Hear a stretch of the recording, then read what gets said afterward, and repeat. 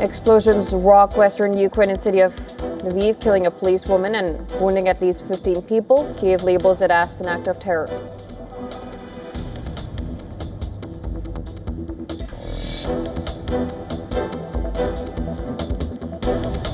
Afghanistan says Pakistan's strikes on border regions have killed and wounded dozens of people, including women and children.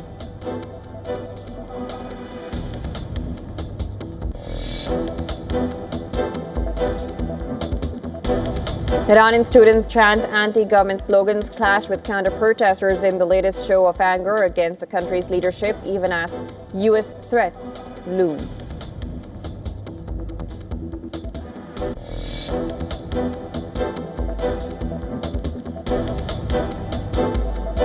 Arab Islamic states condemn remarks by U.S. Ambassador Mike Huckabee as he suggests Israel would be justified in controlling vast tracts of West Asian land on biblical grounds.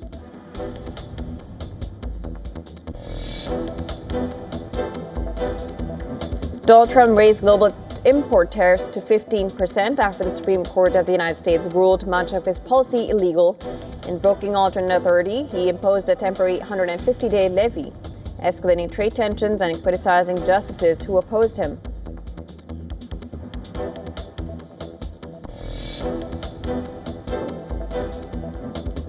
Bodies of all 9 skiers killed in a California avalanche have been recovered after days of search efforts.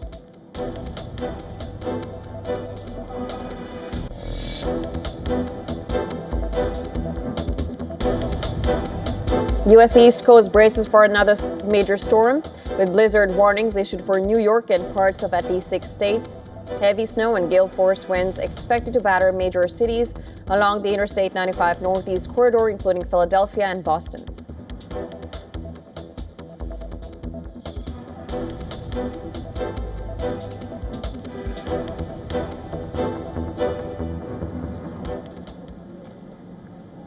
And Pakistan has announced it has carried out strikes on 7 locations along the Pakistan-Afghanistan border, claiming to have targeted the hideouts of terrorists responsible for recent attacks on its territory. Locals in eastern Afghanistan said Pakistani aircraft struck at areas in Nangarhar province, including the districts of Khogyani, Ghani Khil, and Besud. Minutes earlier, a strike was reported on a religious seminary in the Barmal district of Paktika province. Afghanistan's Toro News reported that the strike in Besud buried 23 members of a family, with only 4 people having been pulled out of the rubble so far. Pakistan's Foreign Ministry issued a statement saying it had carried out intelligence-based selective targeting of 7 camps and hideouts belonging to Tehreek-e-Taliban Pakistan along the border region. The ministry said the strikes were a retributive response to a string of recent suicide bombings inside Pakistan, including attacks in Islamabad and in northwestern districts of Bajaur and Bannu. The statement posted on X by Information Minister Ataullah Tarar said Pakistan had also targeted an affiliate of the Islamic State group. It did not indicate where these strikes were carried out. The airstrikes marks a sharp escalation in tensions between the two sides. Pakistan has repeatedly accused Afghanistan of allowing Afghan soil to be used to harbor militants. The relationship between the two countries deteriorated sharply last year after a series of deadly border skirmishes between Pakistani forces and Taliban. The violent clashes had led to prolonged closures of key trade and transit crossings. In a recent interview to France 24, Pakistan's Defense Minister Khwaja Asif claimed that almost all franchises of terrorism in Pakistan were because of the non-seriousness of the Kabul government towards curbing terrorism.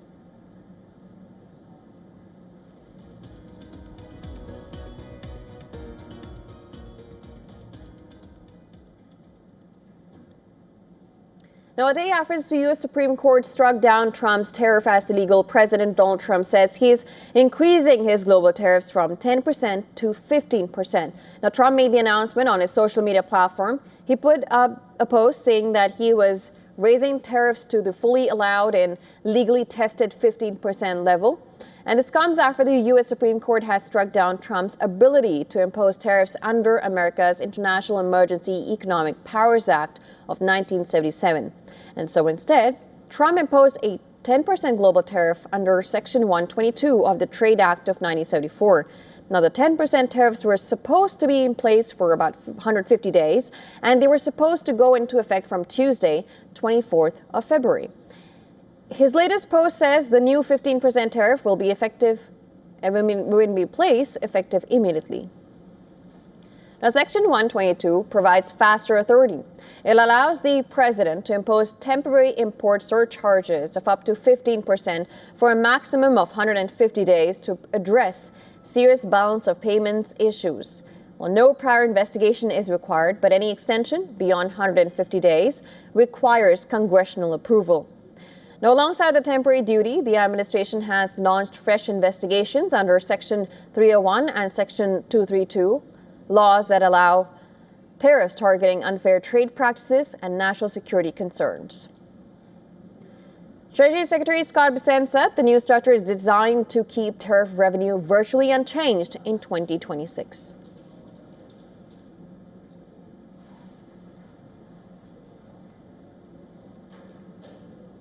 Now, fighting continues on the front lines as war between Russia and Ukraine approaches its fifth year. Ukraine is carrying out strikes deep inside Russian territory while Moscow persists in targeting Kiev's critical infrastructure. The cycle of attacks and counterattacks show no signs of slowing down. Our next report brings you the full story. Ukraine is striking deep within Russian territory. Drones have hit a strategic military facility located in the heart of Russia's Udmurt Republic. The target has been identified as a key Russian state-owned missile factory. The strike is the latest example of how Ukraine has intensified its operations against Russia. Kyiv also said it used Flamingo missiles to target Moscow's ballistic missile production, and pre-dawn drone attacks destroyed 3 Tor M1 air defense systems. Each system is estimated to cost $75 million. All of the air defense systems were situated in the Russia-occupied Zaporizhzhia region. The strikes come just days before the 4th anniversary of the Russian invasion, and Ukraine's President Volodymyr Zelensky has said that his country is not losing the war. But you can't say that we're losing the war. Honestly, we're definitely not losing it. Definitely. The question is whether we will win. Yes, that is the question. But it's a very costly question. That's why our proposal is, look, let's stand where we are standing now. A ceasefire there, then we move to dialogue. And from there, we'll see how it goes. However, the situation on the ground tells a different story. In Ukraine's Odessa region, Russian drone strikes damaged homes, vehicles, and the city's critical energy infrastructure. Firefighters worked through the night, battling flames that engulfed a warehouse. Odessa's governor, Oleg Kipa, said nearly 99,000 people were left without electricity, and Ukraine's state energy company warned of severe damage to power infrastructure. Despite Zelensky's defiance about battlefield realities, the Ukrainian president has revealed that Kyiv is facing unprecedented diplomatic heat from both Washington and Moscow. US officials say that proposals were made for a joint Russian-Ukrainian civilian administration to run a demilitarized zone in the Donbass. But Kyiv has rejected the Donbass proposal, calling it unrealistic and unacceptable. Ukraine's eastern region remains split, as Russia controls nearly all of Luhansk and Ukraine only holds about 1/5 of Donetsk. On the front line, the fighting goes on without any signs of letting up. In a major setback, Hungary has announced that it will block a €90 billion military loan from the EU to Ukraine until the flow of Russian oil through the Druzhba pipeline resumes. That is why I would like to announce that as long as Ukraine blocks the operation of the oil pipeline, as long as Ukraine blocks the Druzhba oil pipeline, as long as Ukraine blocks the resumption of oil supplies to Hungary, Hungary will block European Union decisions that are important and favorable for Ukraine. The pipeline has been interrupted since January 27th after it was damaged in a drone attack. Both Hungary and Slovakia accuse Ukraine of deliberately holding back oil supplies. Kyiv has denied the accusation. On the battlefield, strikes and counterstrikes continue. In Ukrainian cities and deep inside Russia, civilians face damage, blackouts and uncertainty. The battle for the Donbass and the attacks in Russia show that this war is far from over. Bureau Report, WION. World is one.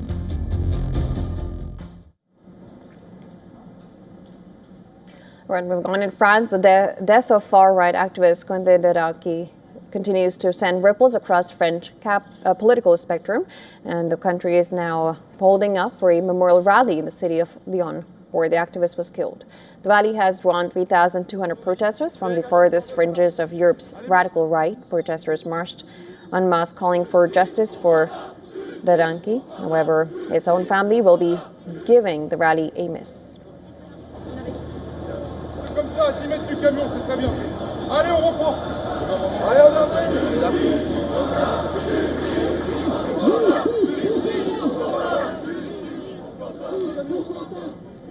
Just ahead of the rally, French President Emmanuel Macron called for people to maintain calm. Lyon will be placed under a high security alert despite the city's far-left mayor calling for a ban on the rally. The Prime Minister, like the Interior Minister, will be vigilant to ensure that things proceed as smoothly as possible. I believe this is a moment for reflection and respect for our young compatriot who was killed, for his family and loved ones. That must come first. And then it is a moment that calls for rigor and responsibility.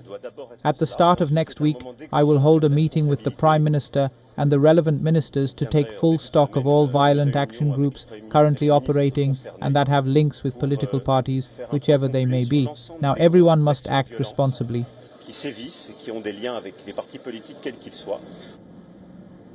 Macron also announced that his government will hold a meeting next week to discuss so-called violent action groups following the fatal beating of Tariff. The incident has sparked a political firestorm between the French left and right ahead of the 2027 presidential election. His death also became the subject of a political tussle between Italian Prime Minister Giorgia Meloni and French President Macron. Meloni, a conservative, called the killing of Tariff a wound for all of Europe. Macron was quick to fire back. He asked the Italian Prime Minister to stay in her own lane and not be bothered by the internal affairs of another country. The two have often sparred on an area of issues concerning Europe, ranging from the conflict in Ukraine to trade and policy. A voluntary homicide investigation has now been launched in France, with 11 people detained in connection with the killing. One of the people detained is reportedly an assistant to a hard-left member of French Parliament. The case has since fueled tensions in poll-bound France. The country is gearing up for municipal elections in March and a presidential race in 2027.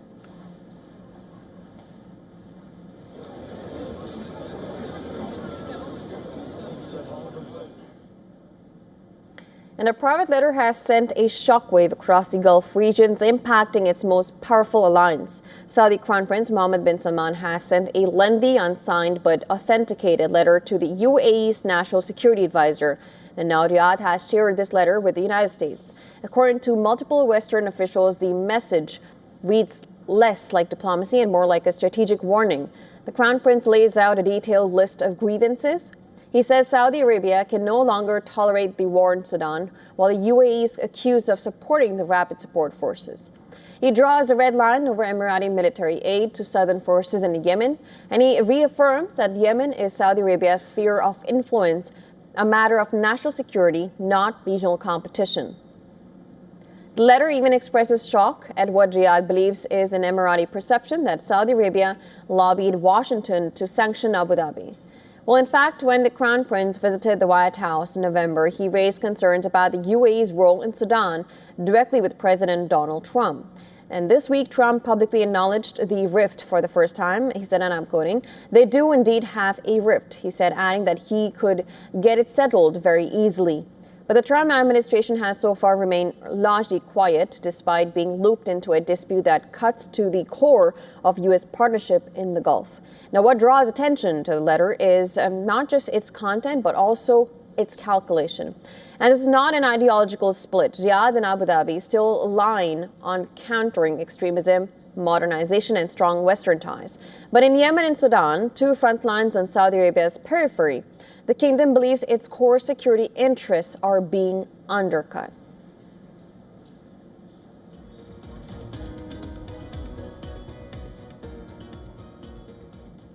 Now, Delhi just faced a terrorist attack a few months ago. A car bomb had exploded near the iconic Red Fort in November. But already, intelligence reports are warning off another possible terror attack in Delhi by the Pakistan-based outfit Lashkar-e-Taiba. Intel reports suggest that Lashkar terrorists may target a temple in Delhi's old Chandni Chowk with an IED attack. And these are the visuals of the site in question, which is in close proximity to the Red Fort. Now, the reason for targeting the village's site has not been made public yet, but reports do say that the attack is being plotted by Hafiz Saeed's terror module.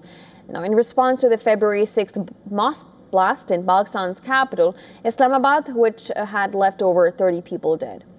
Now, intelligence reports further suggest that the Lashkar terror module could target other prominent temples across India. The alert for the Delhi attack was sounded after security agencies found two IEDs in Punjab and Kashmir. The authorities have not explicitly linked the recent IED recovery to the terror plot warning, but the timing of the incident is raising concerns. In Punjab, an IED was found in a suspicious bag near the Raya police post in Amritsar on Friday. On the same day, another IED was found in Safapura in Kashmir's Ganderbal district. In both incidents, bomb detection squads and the police worked swiftly to defuse the explosives. A report by the United Nations Counterterrorism Monitoring Team found that November's Red Fort blast is linked to the Pakistan-based terror group Jaish-e-Mohammed. A car bomb had detonated near the Red Fort in November, killing at least 12 people and injuring more than 20 others. Authorities later identified a white-collar terror cell behind the blast, and it was allegedly supported by Jaish-e-Mohammed and Ansar Ghazwat-ul-Hind.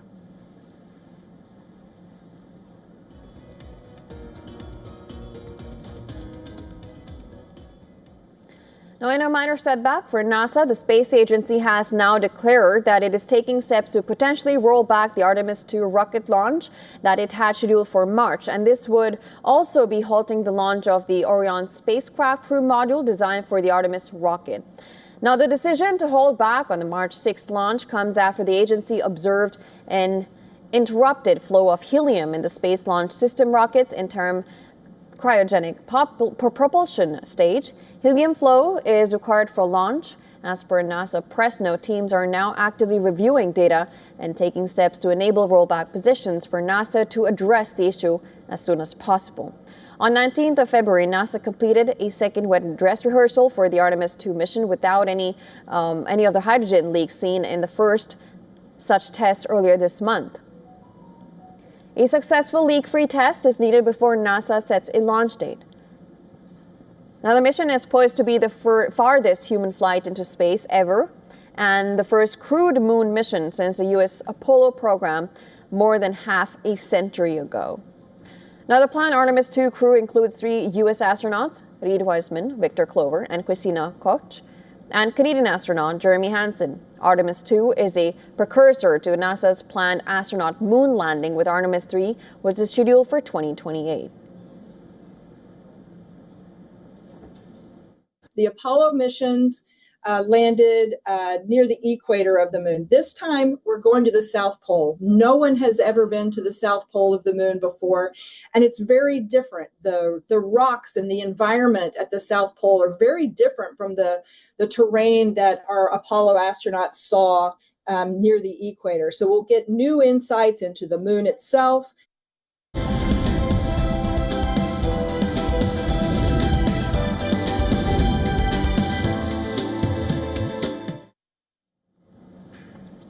High inflation is putting fresh pressure on Russia's economy as the war in Ukraine drags into another year. But despite rising prices and slowing growth, analysts say inflation alone is unlikely to force Moscow to change course or end the conflict. Inflation in Russia surged again in early 2026. By mid-January, prices had risen 1.26%, driven largely by a value-added tax VAT hike from 20% to 22%, a tax increase aimed at funding defense spending. While food prices are taking the hardest hit, dairy prices are up 41% over 2 years, while coffee prices have climbed 26%, reflecting higher production costs, labor shortages, and war-focused budgets. Between 2022 and 2025, cumulative inflation in Russia reached 39%, lower than Ukraine's 61%, but still a major squeeze on household budgets. For 2026, Russian policymakers say inflation control is a priority, targeting a 4% even as economic growth stalls. The war economy is driving what analysts call military Keynesianism, heavy state spending on defense to keep growth afloat, but that comes at a cost. Civilian industries lag, budget deficits widen, and everyday services from groceries to housing become more expensive. Now, despite sanctions, Russia continues to earn revenue through alternative trade routes and energy exports, helping the economy avoid collapse. Official data shows real incomes have risen about 20% since the war began, but without matching gains in civilian production. Economists warn that this imbalance raises the risk of stagnation stretching into 2027. Well, so far, inflation has not triggered widespread unrest. Analysts say the Kremlin has relied on propaganda, repression, and public adaptation to rising prices. President Vladimir Putin has prioritized anti-inflation tools over spending cuts or peace concessions, even as talks continue on the diplomatic front. Well, so inflation is clearly straining Russia's economy and hitting ordinary households, but experts say the Kremlin's resilience and its alternative revenue streams mean economic pressure alone is unlikely to end the war anytime soon.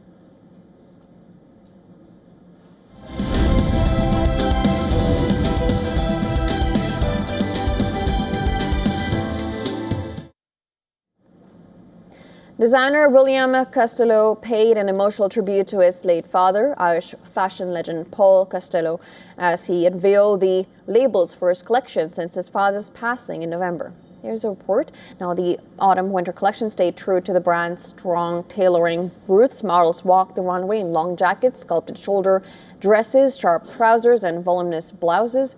Tweed, checks, and rich knitwear dominated the show, along with signature prints that father and son had worked on together.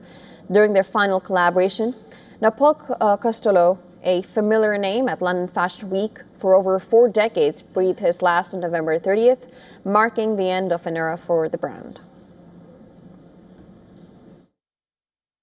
So today is a very special day, but a very bittersweet day as well. You know, it's kind of, it feels very surreal being here in the Waldorf, preparing for a fashion show. I kind of expect my father to kind of come through the door. But honestly, I know that he's here with me, and I can feel him in my head and in my shoulders. And so I'm honored to be here and to keep his name alive and his legacy to keep going. Yeah. The color story leaned into earthy shades, tan, white, and charcoal, giving the collection a grounded, timeless feel. Ribbed hooded jumpers, short skirts, and bold bow details added softness to the structured silhouettes. Chunky scarves and oversized handbags completed the looks. The show opened London Fashion Week's Autumn-Winter 2026 season, which follows New York and will move on to Milan and Paris. The London leg will run until February 23rd.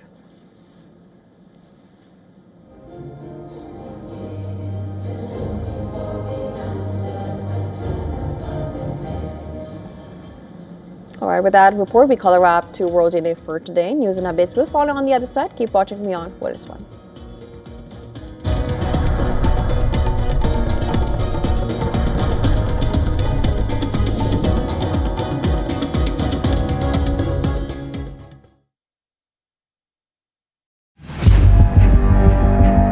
Where darkness hides behind every corner. Where the truth is stranger than fiction. A show that dives deep into the stories which shock and mystify. Unsolved murder.